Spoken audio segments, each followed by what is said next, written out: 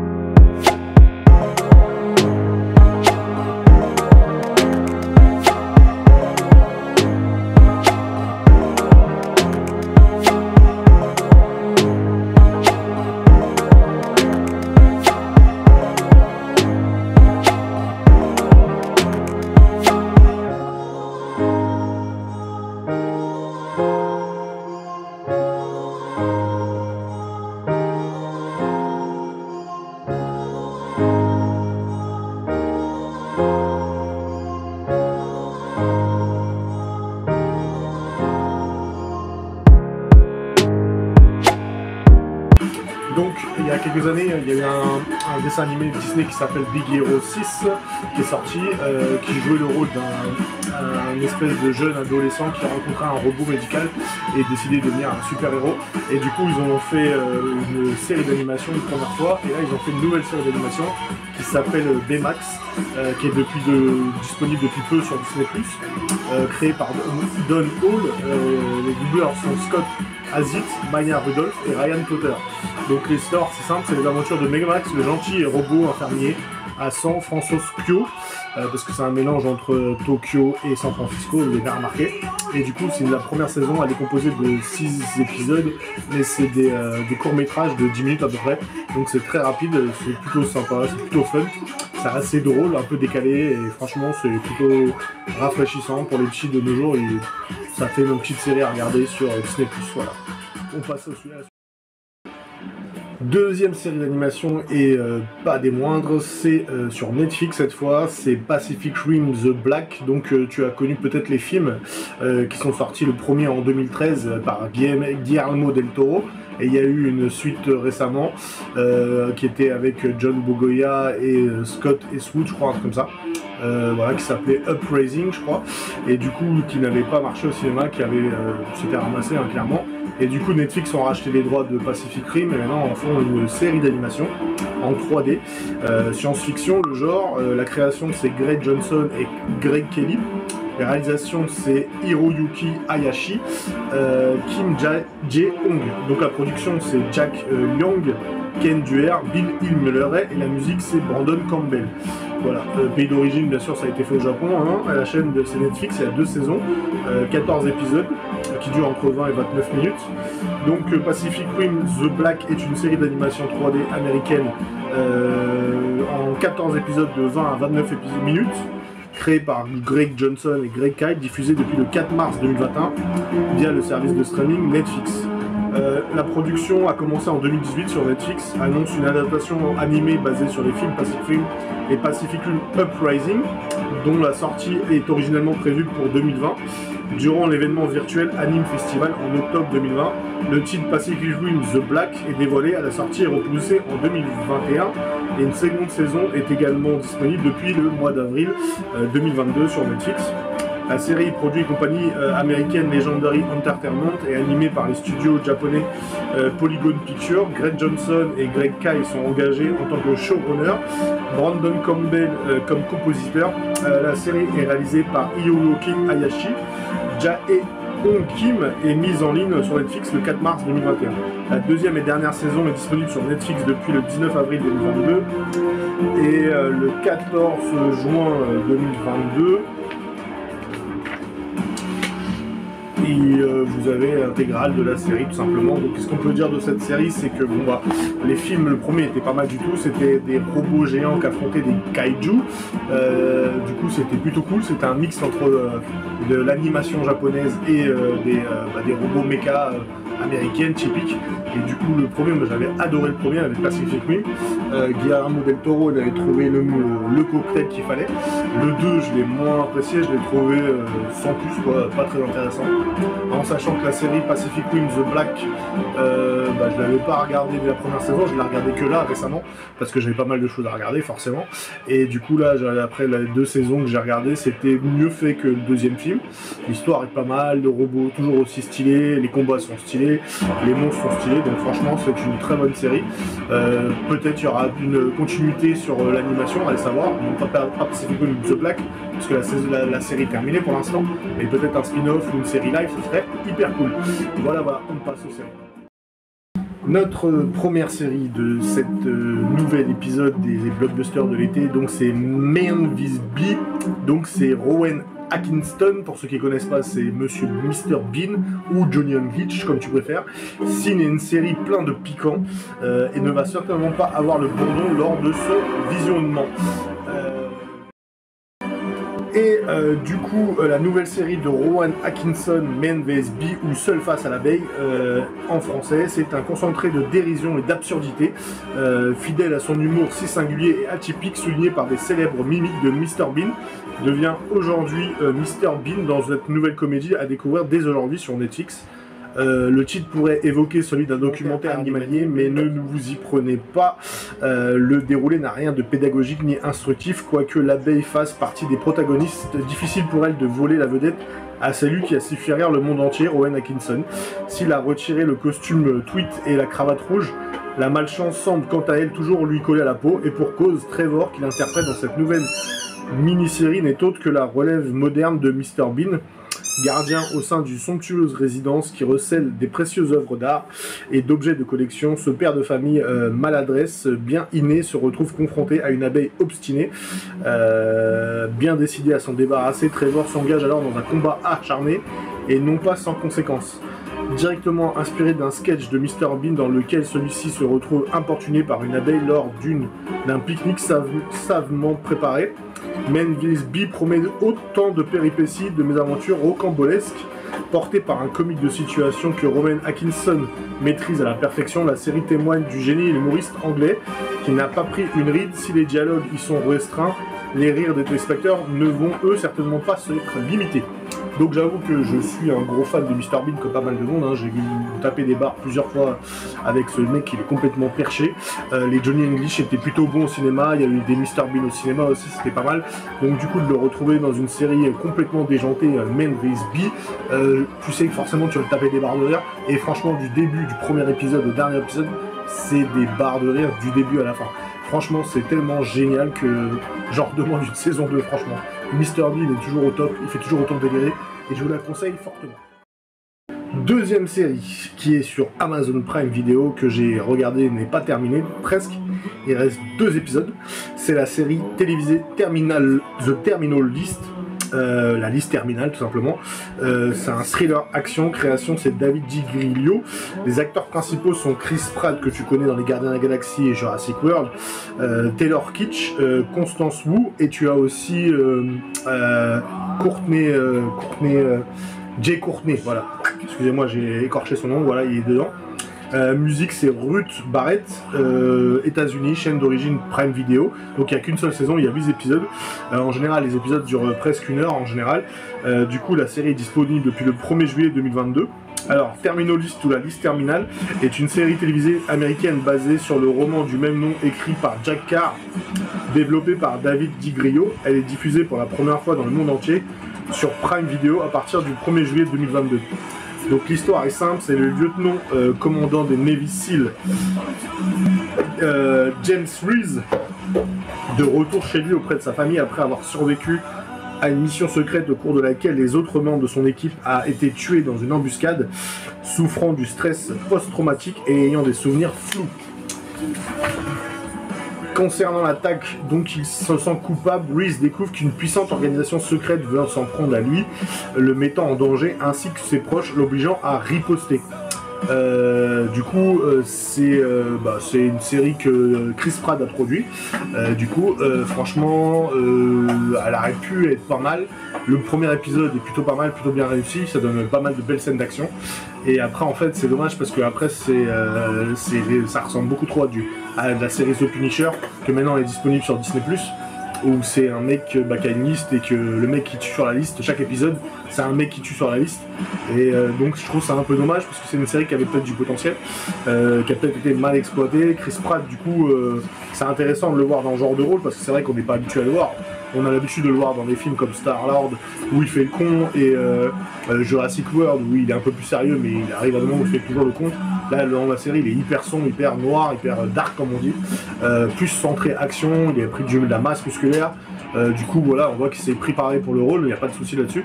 Mais par contre ce qui est un peu dommage c'est que le rythme manque beaucoup de rythme.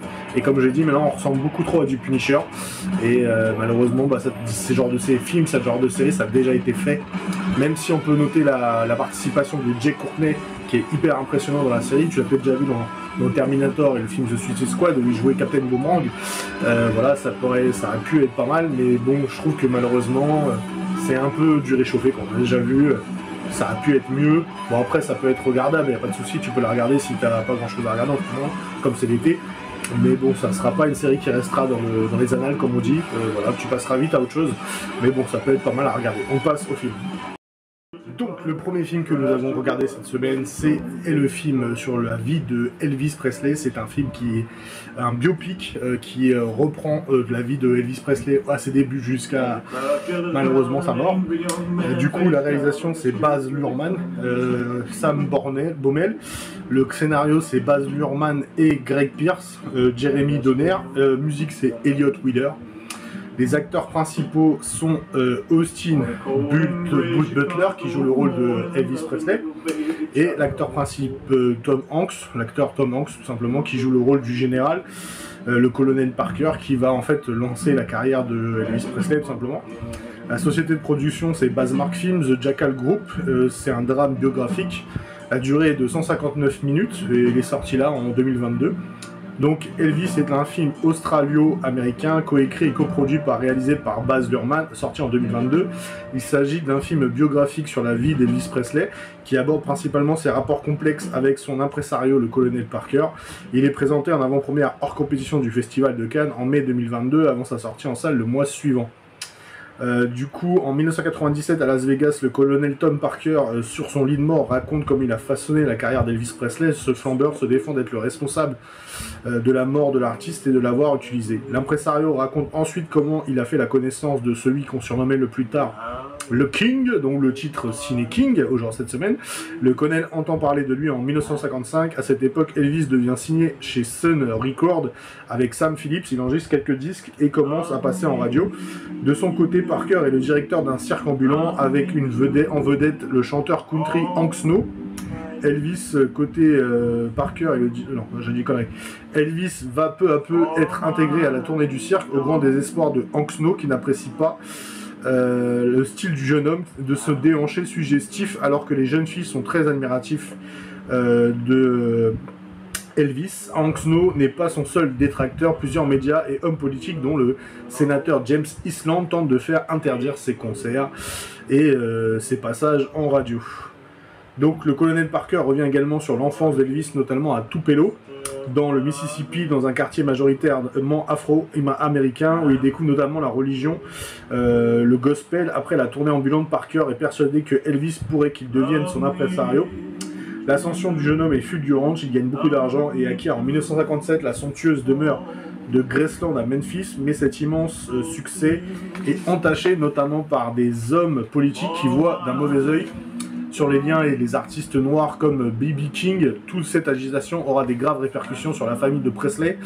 Pour éviter la prison de son poulain, le colonel obtient un accord en 1958. Elvis est alors envoyé 2 ans en Allemagne pour y faire son service militaire. C'est durant cette période qu'il apprend la mort de sa mère Gladys, qui souffre depuis des années d'alcoolisme. En Allemagne, en 1959, Elvis rencontre sa femme Priscilla. Ils se marieront en 1967. Les années 60 sont cependant difficiles pour Elvis.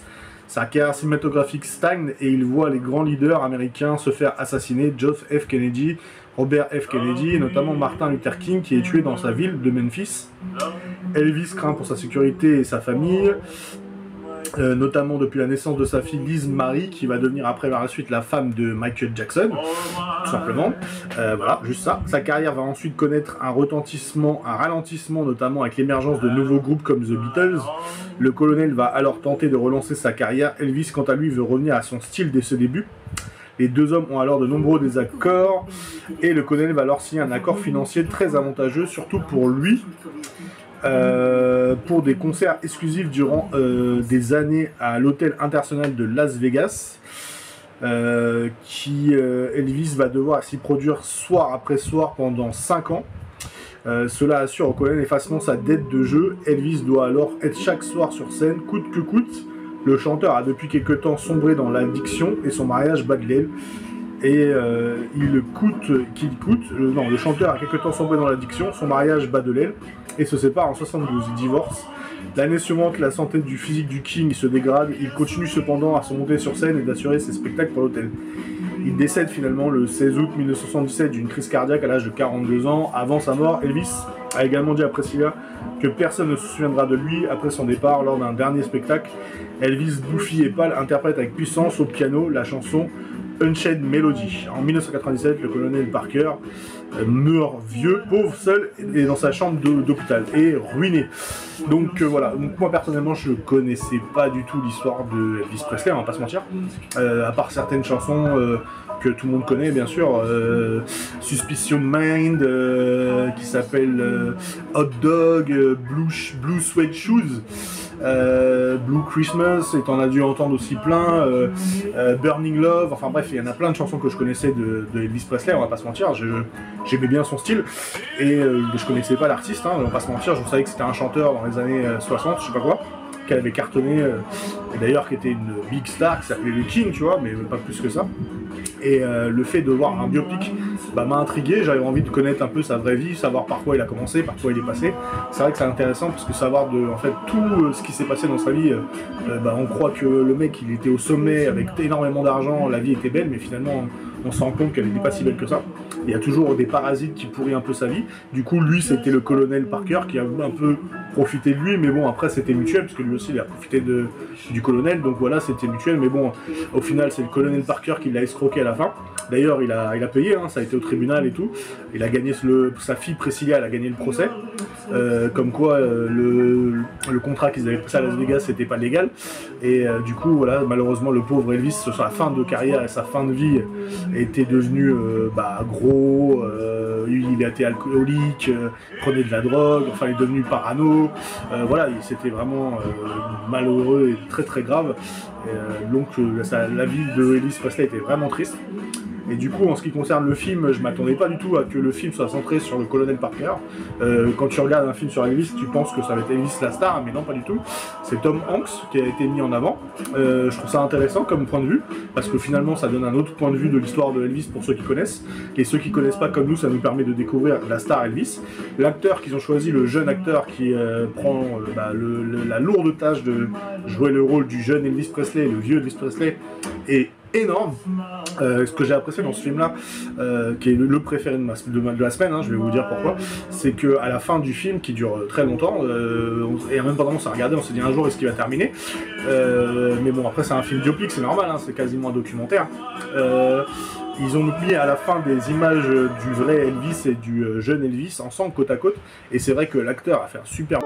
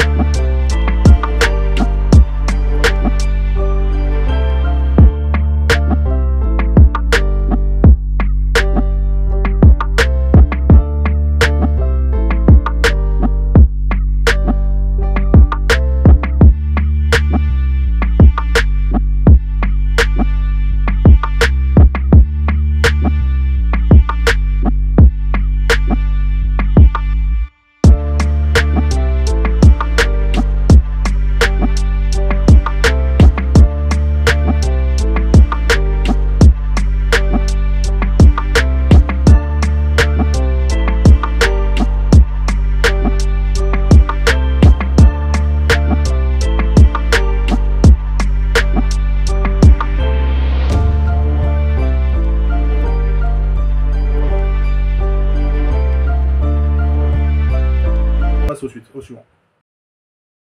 Donc, le dernier film que je suis parti voir, on va rester avec du Elvis Presley, parce que bon, franchement, on va lui rendre hommage. Hein. Ça sera tes vidéos, ça sera pour toi, Elvis Presley, même si je t'ai pas connu, je te rends hommage sur cette vidéo. Respect, mec. T'étais le king, et on sait pourquoi. Du coup, le dernier film que je suis parti voir, c'est Arthur, la malédiction. Alors, je m'attendais pas à aller le voir, hein. Je vous avouerai que j'ai été intrigué, parce qu'on connaît tous Luc Besson, qui a fait des grands films comme Le Grand Bleu, enfin, c'était il y a très longtemps, hein. On va pas se mentir, Le Cinquième Élément, Léon, enfin bref, il a quand même des beaux films à son effigie, mais bon, moi je suis pas fan de Luc Besson. Le mec qui se prend pour Spielberg français, je trouve que c'est largement surestimé, hein, parce que quand vous regardez ce qu'il fait, c'est pas terrible, hein, je suis désolé, hein. Je suis pas contre Luc Besson, hein, je lui fais pas la morale, mais mec, t'as trop le melon, frère, redescends, parce que franchement tes films ils sont pétés depuis quelques années, ils sont nuls à chier. Il a essayé Valérian, il s'est ramassé, il a essayé plein de choses, à chaque fois il se ramasse, le mec il se prend pour un artiste, mais arrête quoi. Là il a essayé de relancer sa saga qu'il avait fait pour les enfants, Arthur et les Minimoys, où il y a eu déjà 3 films qui sont disponibles sur Disney+, si tu ne les connais pas. Bon, après, ça te permet d'aller les voir. Si ça t'intéresse pas, va pas les voir, hein, ça vaut pas le coup. C'est des films pour les enfants, hein, on va pas se mentir. Et du coup, là, il a voulu se replonger, parce qu'il a écrit l'histoire sur Arthur, et il a fait une malédiction qui s'appelle Arthur la malédiction. Il a voulu le donner à un espèce de style film d'horreur, façon projet Blair Witch, façon film d'horreur et Halloween, et Evil Dead quoi. Franchement, c'est la vérité, hein, ce que je vous dis. Hein. Il a voulu se lancer dans un délire comme ça, mais bon, c'est pas lui qui l'a réalisé, c'est Barthélemy Grossman. La musique c'est 38e Dawn. Les acteurs principaux sont Mathieu Bergère. Le gars il ressemble à Justin Bieber, vous rigolez, le gars il a toujours une mèche comme ça rebelle et il essaie de la remettre là. Et il est nul à chier, il a aucun jeu d'acteur, franchement j'étais mort de rire, j'ai jamais autant rigolé dans un film d'horreur. À la base le film il dure 87 minutes, je suis tapé des barres pendant 85 minutes. À la base un film d'horreur c'est fait pour faire peur, ou pour t'angoisser, ou pour te stresser, et bah non, moi je me tapais des barres. Je me suis tapé des barres du rire du début du film à la fin du film, parce que pendant... on va revenir sur ma critique après, mais Arthur Malédiction est un film français réalisé par Barthélemy Grossman, sorti en 2022, écrit et produit par Luc Besson. Il s'agit du 4e film de la franchise Arthur et les Minimoys, également produit par Besson. Il est le spin-off de la franchise. Donc l'histoire est simple, c'est Alex est un jeune homme âgé de 18 ans. C'est un grand fan de la saga cinématographique fantastique de Arthur et les Minimoys. D'ailleurs, blague à part, pendant une demi-heure, tu tapes du merchandising de Arthur et les Minimoys, tu rigoles, tu dis le gars il est en galère d'argent, il essaie de vendre des bouquins, des statues, des figurines. Tu dis mais bon arrête mec, c'est un film. Bref. Donc notre Alex est fan d'Arthur et les Minimoys depuis qu'il est gosse en fait, depuis des années. C'est alors que son groupe d'amis, comme par hasard ils sont tous fans d'Arthur et les Minimoys, lui propose de se rendre à la maison abandonnée où le film a été tourné. Ils ignorent qu'ils vont tomber dans une machination mortelle. Oh, impressionnant. Donc on passe à la critique. Donc comme je t'ai dit, j'ai jamais autant rigolé dans un film d'horreur. Le film d'horreur il dure 87 minutes, mais le film, t'as l'impression que c'est un gag, c'est une comédie musicale. T'as une demi-heure, comme je l'ai dit, de merchandising de Arthur et les Minimoys, les statues et les figurines, t'as des extraits du film au cas où t'aurais oublié c'était quoi Arthur et les Minimoys, des barres de... Mais ça sert à rien, les acteurs sont nuls, ils ont aucun jeu d'acteur, aucun charisme, tu rigoles, t'as envie de les gifler un par un, et le film à la fin, il se retrouve la maison d'Arthur, qui est à la demi-heure, en fait le film il dure une demi-heure de merchandising et une demi-heure de film d'horreur, mais des blagues. Et alors tu rigoles, il avait une plaquette, Luc Besson, parce qu'ils ont mis genre un mixte, hein, la mixité, on va pas se mentir. Tu as des gays, tu as des lesbiennes, tu as un couple, tu as un renois, tu as des rebeux. Voilà, en fait, dans sa playlist, tu vois, il a pris sa plaquette, il a dit bon, en premier les rebeux ils meurent. Donc les Arabes ils meurent dès le début du film, après c'est les gays qui meurent, après c'est les Renois. En fait, au fur et à mesure du film, en fait, le film il devient de plus en plus hyper raciste parce que dès le film il commence, les Arabes ils meurent. Déjà, les gays ils meurent. Après on va me dire que Luc Besson c'est un grand réalisateur. Le Renoir il meurt, la meuf indienne, on sait pas si elle est lesbienne ou pas, mais on le suppose, elle meurt, salement d'ailleurs. D'ailleurs, il a copié une scène de Smallville, j'étais mort de rire. Il a refait la même scène que Smallville, mais bon, c'est pas grave, tant pis, tranquille. Et les seuls qui restent, c'est le Renoir, il l'a épargné, mais il est mal au point. Le jeune couple et Justin Bieber. Et voilà, basta quoi. Et tous les autres, ils ont clams. Mais salement quoi. Et les scènes de films d'horreur, mais ils sont nuls à chier. Il y a une seule vraie scène d'horreur, c'est la pin-up. Parce qu'il y a une pin-up, hein, forcément. Une blonde pin-up avec des gros ins. Et bah c'est la seule vraie mort dans le film. Elle meurt salement comme un film traditionnel d'horreur. Mais le reste, les films, les morts, ils sont nuls. Mais d'une nullité, elle est abusée. Et le film est nul à chier. Alors, parce que en fait, l'histoire, elle est simple. C'est révélé à la fin. Tu vois, je vais vous spoil parce que j'en ai rien à battre. En gros, ça te raconte qu'il y a des jeunes drogués dans la ville où ils ont trouvé la maison d'Arthur qui se lancent dans des escape games, enfin des reconstructions de films, et que la dernière fois c'était Batman et Superman et qu'ils avaient pris de la drogue, ils croyaient qu'ils pouvaient voler, donc ils sont morts. Et là, en gros, maintenant c'était Arthur et les Minimoys qui voulaient reproduire la scène parce que les méchants, soi-disant cannibales qui veulent les wet, ils sont déguisés en fourmis géants, il faut le savoir. Il est déguisé en Balthazar géant. Et il faut rester concentré pour regarder le film, hein, parce que si tu peux pas, c'est tellement pourri, c'est tellement kitsch, mon gars, que quand tu regardes les costumes des mecs, t'as l'impression de regarder un film amateur, quoi. Tu te dis, mais même le projet Blair Witch, ils ont fait avec une seule caméra, ça fait 2 fois plus flipper que ta merde. Là, c'est d'une nullité, mais abusée. Les costumes sont dégueulasses, et à la fin, le keuf, il dit, oui, bah voilà, ils ont voulu faire Arthur et les Minimoys, vous êtes tombés au mauvais endroit, au mauvais jour, voilà, rentrez chez vous, et le film, il s'arrête comme ça. Et là, tu te dis, sérieux? Vraiment? C'est ça ton film? Luc Besson? T'es sérieux? T'as produit, t'as écrit, tu te lances à dire que t'es le Spielberg français et t'es même pas capable de faire un film d'horreur. T'es sérieux toi? Il y a des mecs, ils ont pas d'argent, ils font des fan-made, ils sont 2 fois plus réalistes et 2 fois plus flippants que ta propre merde. Comment tu te sens? Soi-disant un grand réalisateur, parce que t'as les moyens, t'as un budget, t'as quand même de l'oseille quand même pour faire un vrai truc. Il y a des mecs, ils ont rien du tout, ils font des meilleurs trucs que toi, j'en ai vu plein sur internet, ils font des meilleurs trucs, ils arrivent à faire des trucs à la Dragon Ball Z avec des Kamehameha, des Super Saiyajin de ouf, des trucs de malade, les films d'horreur 2 fois plus réalistes, 2 fois plus flippants, et dans la lignée des Halloween, et toi, t'es même pas capable de faire un film d'horreur façon projet Blair Witch, mec. Sérieusement quoi. Mais sérieux? Arrête de te prendre pour un réalisateur, va te rhabiller frère. Regarde dans ce qui a été fait avant, déjà, premièrement, et rends-toi compte que des fois, il suffit juste des petits trucs qui peuvent faire son petit effet. Et voilà, arrête de faire le mec à le melon, tu vois. Et Justin Bieber, là, tes acteurs, je sais pas où tu les as chopés, on dirait des bourgeois qui les a chopés à Paris, dans le premier arrondissement de Paris. Ils ont des têtes de bourges, il est même pas crédible, il est même pas... Comment dire, on a l'impression qu'il est décalé par rapport au monde d'aujourd'hui en fait. T'as l'impression qu'il est complètement décalé. Il ne sait plus ce qui se passe de nos jours quoi. Ce genre de truc, ça n'existe pas en fait. C'est même des gogoles qui prennent de la drogue et ils le font même pas, ces genres de conneries. C'est complètement débile. Le mec il est complètement déphasé. Il est dans un autre monde.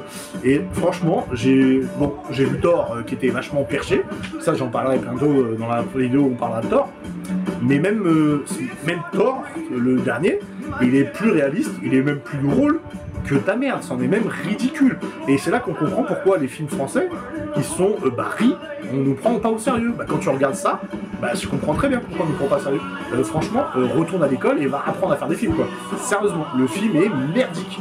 Voilà, franchement, voilà, c'est mon opinion. Désolé, je l'ai dégommé pour ceux qui sont fans de Luc Besson. Luc Besson n'est plus ce qu'il disait, même s'il a écrit et produit son film, et pourri.